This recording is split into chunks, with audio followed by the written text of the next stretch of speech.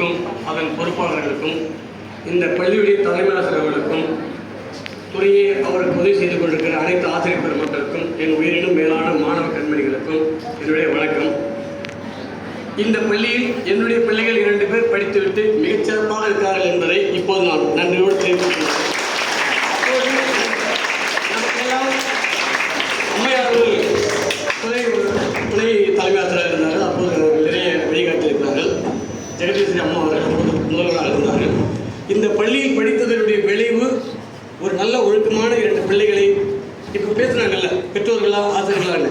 பெற்றோர்களாக இருந்தாலும் கூட ஆசிரியர்களும் அவருடைய நல்வழியிலே மிகப்பெரிய பங்கெடுத்துக் கொண்டார்கள். அதோட ஒரு சிறப்பு என்னன்னா, உயிர்களை காக்க வேண்டும் என்பது வள்ளலாருடைய விருப்பம். என்னுடைய மகன் இந்த பள்ளியிலே ஒரு நிகழ்ச்சியில் வள்ளலார் வேகம் அணிந்து போட்டான். இந்த உயிர் காக்கும் பணியிலே அவன் ஒரு மருத்துவராக பணியாற்றினார்.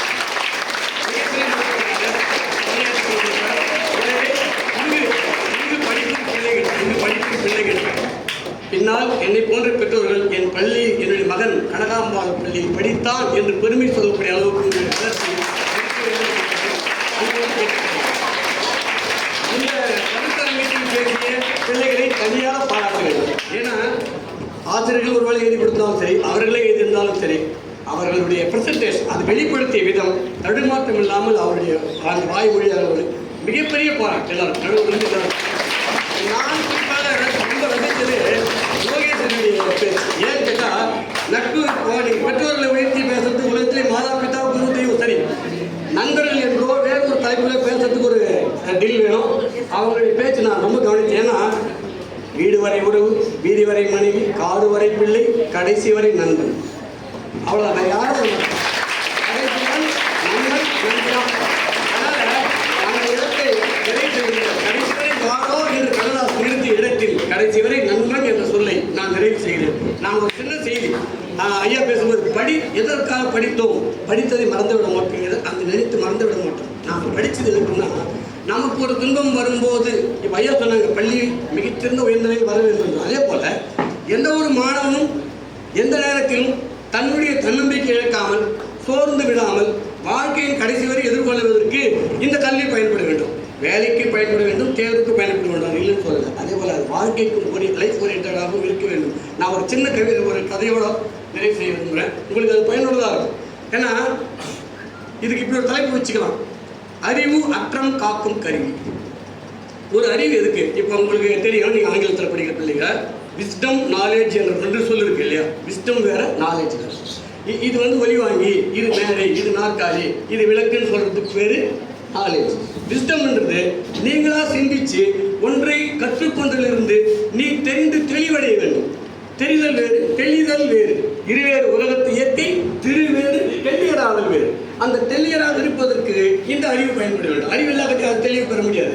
அறிவின் வழியாக ஞானத்தை அறிய வேண்டும், அறிவின் வழியாக தெளிவு பெற வேண்டும். ஒரு சின்ன கதையோடு இந்த செய்தி முடியும். ஒரு மன்னர், இது உண்மையில் நடந்த கதை. நீங்கள் இப்போ தினகராமன் கதைகள் படிப்பீங்க, முல்லா கதைகள் படிப்பீங்க. அதுபோல் ராயர் அப்பாஜின்னு ஒருத்தர் இருந்தார் ஆந்திராவில். ராயர் அப்பாஜி அவர் எழுதின ஒரு கதை. அந்த கதையில் அவர் என்ன செய்தி சொல்ல வந்தார்னா, ஒரு மன்னர் ஒரு தலைமை அமைச்சர், ரொம்ப அறிவுள்ள ஒரு தலைமை அமைச்சர் இறந்து போகிறார், வயதானவர். அதனால் நான் புதிதாக ஒரு அப்பாயின்மெண்ட் செய்ய வேண்டும். அதற்கு ஒரு நேர்காணல் இன்டர்வியூ நடத்துகிறார். நாட்டில் இருக்கிற படித்தவங்களாம் வாங்கப்பா அப்படின்னு எல்லாரும் வர்றாங்க. நேர்காணல் நடக்குது, முடிந்து ஒருத்தனை தேர்வு பண்ணிட்டார். இப்போ மன்னருடைய மனைவி இருக்காங்கல்ல, ராணி, அவங்க தம்பி ஒருத்தன் 1000 கலைகள் 64 நேயப்படைத்த நல்லா படித்த ஒருத்தர் தான். அந்த மாதிரி என்ன போவோம்னா, என் தம்பி இருக்கும்போது நீ எப்படி வேற ஒரு ஆளை இன்டர்வியூ வச்சு நீ செய்கிற, என் மச்சான் அதாவது உள்ளு மச்சான் தானே, என் தம்பி நானே அமைச்சராக போட்டு வேண்டியதானே அப்படின்னு அந்த அம்மாவுக்கு அரசர் மேலே ஒரு கோபம். அதனால் என்ன பண்ணுவாங்க, மாலையில் அரண்மனையிலிருந்து வேலையை முடிச்சுட்டு அரசர் உள்ள வரும்போது ஒரு கோபம் நீங்கள் பண்ணுறது உங்களுக்கு நல்லா இருக்கா, இனிமேல் நான் உங்கள்கிட்ட பேச மாட்டேன், ஏன் மாட்டேன்னு திக்க வச்சுரு. என்னங்க நீங்கள் யாரோ ஒருத்தருக்கு அமைச்சராக போட்டுருக்கீங்க, என் தம்பிக்கு என்ன பிற எல்லா கலைகளையும் கத்துறவன், அவனோட அறிவாளி இந்த நாட்டில் ஒருத்தன் உண்டா, நீ என்ன வேற ஒரு வார்த்தை கற்று போட்டுருங்க. நீங்கள் இதுலேருந்து என் தம்பியை ஒரு ஓரவஞ்சனையாக கேவலமாக நினைக்கிறீங்க, இதை ஒரு பட திருட்டு கடவுள் நினச்சேன் என் தம்பியை அப்படின்னு கொஞ்சம் கோவிச்சுட்டாங்க. சரிம்மா, இப்போ ஒன்றும் தவறி போல, உன்னுடைய தம்பிக்கும் இப்போ புதுசாக சேர்ந்தவனுக்கும் ஒரு டெஸ்ட் வச்சிடறேன், ஒரு இன்டர்வியூ வைக்கிறேன். அந்த இன்டர்வியூவில் யார் ஜெயிக்கிறாங்களோ அவனையும் நான் அமைச்சா அப்புறம் இவன் நேற்று சேர்ந்தவன் தானே, அவன் நிறுத்திடலாம். உன் தம்பி வின் பண்ணிட்டான்னா அவன் தான் அமைச்சர். வைங்க, இது ரைட், நான் ஒத்துக்கிறேன் சொல்லிட்டு ஒரு அந்த சவாலை ஏற்றுக்கொண்டான். மறுநாள் வந்து என்ன செய்யறாங்க, அந்த 2 பேரை கூப்பிட்டு மன்னர் அரண்மனை நிற்க வச்சு 2 பேர் கையில் ஒரு பொட்டலம் கொடுத்தார். அந்த பொட்டலத்தில் ஏதோ ஒரு பொருள் இருந்தது. அது என்னன்னு அவர் சொல்லலை. தம்பி, இந்த 2 பேரும் 2 நாட்டுக்கு, ஒருத்தர் வந்து வங்க தேசத்துக்கு போங்க, ஒருத்தர் வந்து அங்க தேசத்துக்கு போங்க. நீங்கள் 2 பேரும் அந்த நாட்டு மன்னனை பார்த்து இந்த பொட்டலத்தில் இருக்கிற பொருளை கொடுத்துட்டு பேசிட்டு வரணும். என்ன பேசுவீங்கன்றதுலாம் நான் சொல்ல மாட்டேன். இதுதான் உங்களுக்கு டாஸ்க், இதுதான் உங்களுக்கு டார்கெட், கிளம்புங்க. இவன் இங்கேயே கேட்டான், இதில் என்ன இருக்குதுன்னா, நான் இப்போ என்ன சொன்னேன் உனக்கு, யார் மச்சான் இப்பயே கேட்டாங்க, இதில் என்ன இருக்குன்னு. நீ போய் பிரித்து பார்த்துக்க. 2 பேருக்கு பல்லக்கு ஏற்பாடு ஆயிடுச்சு, போங்கடான்னு 2 பேர். அவன் எதுவும் கேட்கல. இவன் மட்டும் கேட்டான், நீ அங்கேயே தெரிஞ்சுக்கிட்டு. புதுசாக சேர்ந்து ஒன்றும் கேட்கல. உத்தரவு மன்னான்னு சொல்லிட்டு கிளம்பணும். பல்லக்கு தயாராக இருந்தது. அவங்க நாட்டுக்கு போயிட்டான்.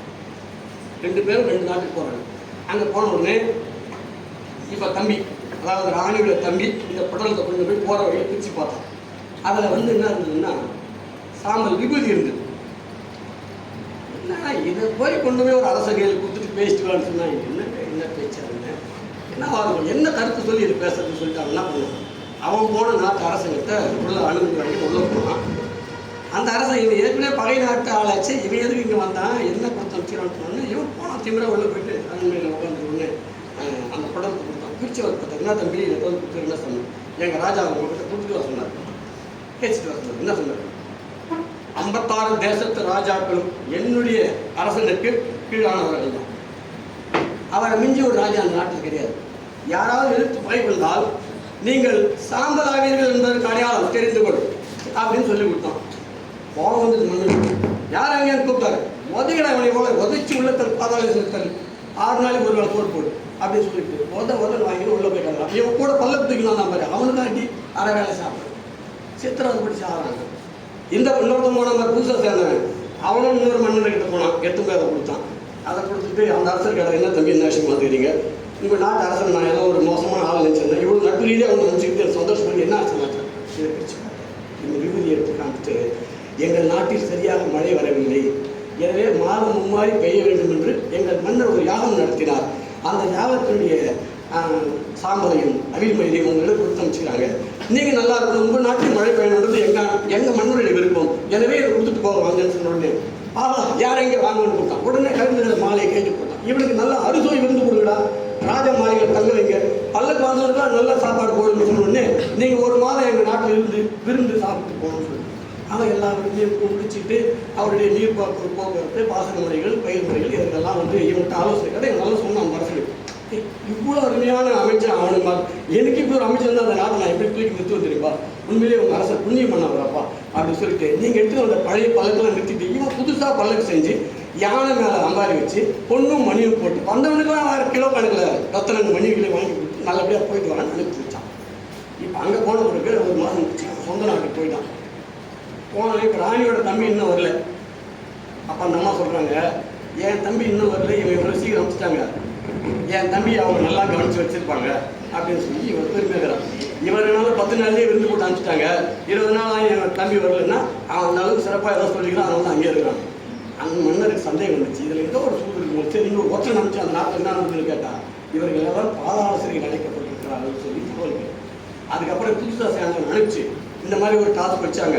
அதை வாங்கிட்டு வரையும் அவன் பேசிட்டான். அவனை மன்னிச்சு வந்து மன்னர் ஓலை எழுதி அமைச்சு அவனை கூப்பிட்டு வந்தாங்க. அதுக்கப்புறம் வந்து பார்த்தா 6 மாதம் சாப்பிடாம உடம்புலாம் காடியெல்லாம் வந்து ரேசம் உள்ள மாதிரி காடி வந்து நாராயணான்னு அவன் வந்து என் தம்பியடா நீ ஆரோமணிக்கிறேன்னு சொல்லிட்டு. அப்போ 2 பேருமே மிகப்பெரிய படிப்பு தான், நிறைய விற்பனர்கள் தான். அறிவு எப்போ பயன்படும் சொன்னால், தனக்கு ஒரு துன்பம் ஏற்படும் போது அதை காப்பாற்றிக் கொள்வதற்கு உன் அறிவு பயன்படவில்லை என்றால் அந்த படிப்பும் பட்டமும் தேவையற்றது.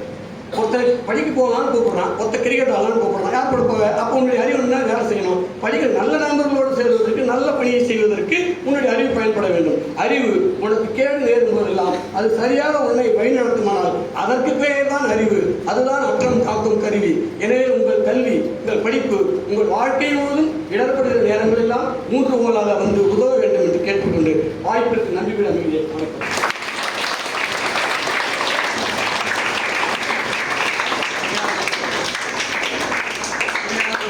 வழங்கிய பாவலர் வையவனை அவர்களுக்கு முதல் பரிசு முதல்வர் அம்மையார் அவர்கள் வழங்குமாறு மாவட்ட நூலக அலுவலர் அம்மையார் அவர்கள் கூட கேட்டுக்கொள்கிறேன். இந்த அற்புதமான நிகழ்விலே வரவேற்புரையாற்றிய நூலக தேவி அம்மையாருக்குரிய நூல் பரிசினை முதல்வர் அம்மையாரும் எங்கள் மாவட்ட நூலக அலுவலர் அம்மையாரும் இணைந்து வழங்குமாறு